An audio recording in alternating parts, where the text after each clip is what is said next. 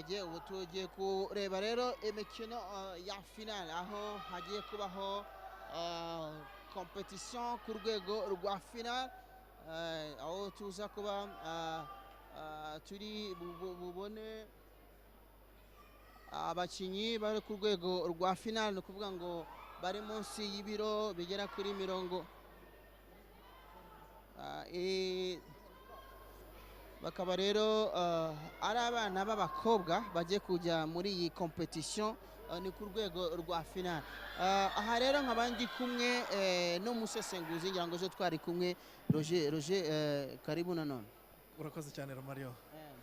Roger, uru rwego rwa finale ngira ngo turimo turabonamo urwego rwa finale komite junior, ni kuvuga ngo abafite ibiro 53 no munsi yabyo. Aha tukabonamo witwa Rotse Marinda wo muri Afrika y'Epfo, akaba agiye guhatana na Mohamed Eman Ashraf wo muri Egypte. Aba bana ndabora uburyo ngira ngo twarababonye ku munsi w'ejo, wowe niki wabapresiyaho cyane cyane nk'uyu mwana wo muri Misiri?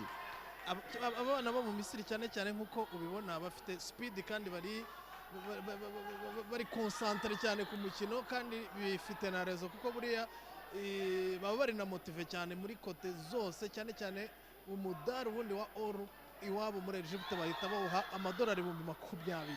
Urumva ko bafite isura y'akazi cyane, bazi umudari cyari cyo, bazi valeur y'umudari, niyo mpamvu ubona bafite combativity irenze nkuko uri kubibona Romario. Birumvikana ko agafaranga ni kenshi, ayo nama miliyoni atari make y'u Rwanda.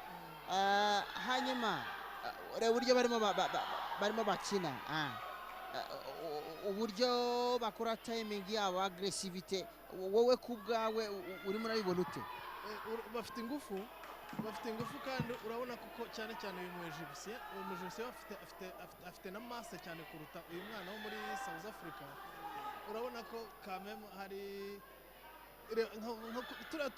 turatumani tw'amaguru dushobora kuguteza ibibazo cyane, niyo mpamvu ubona aka kana kari kugenda kamugora.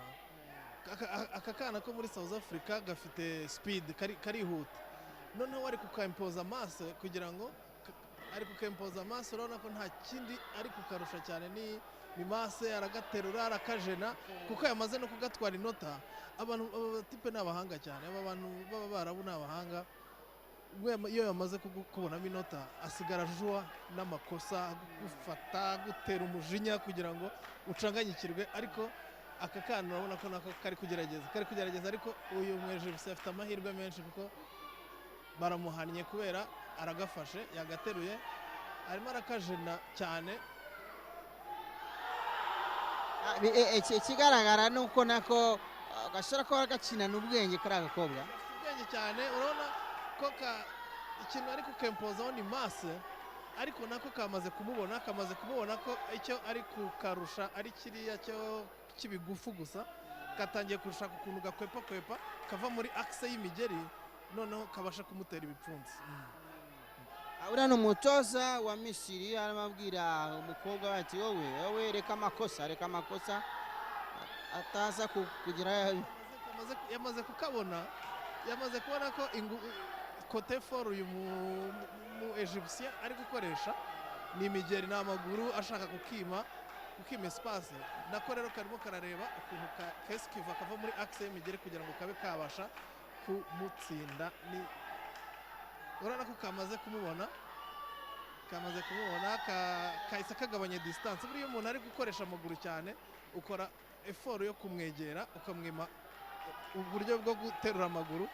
Iyo bimunaniye rero nibwo ubasha. The winner is Eman Ashraf. Nkuko nabivugaga, abashije kumutsinda bakina iminota 2, abashije kumutsinda kuko yabanje gukora effort, aramwempoza ibigufu, amubonyemo akanota ahita atangira kwirukanka. Niyo mpamvu nibyo ariya, ariko kari kamwimye espace ariko ari urabona kuri finale buriya haba harimo ikintu cyo kwibana.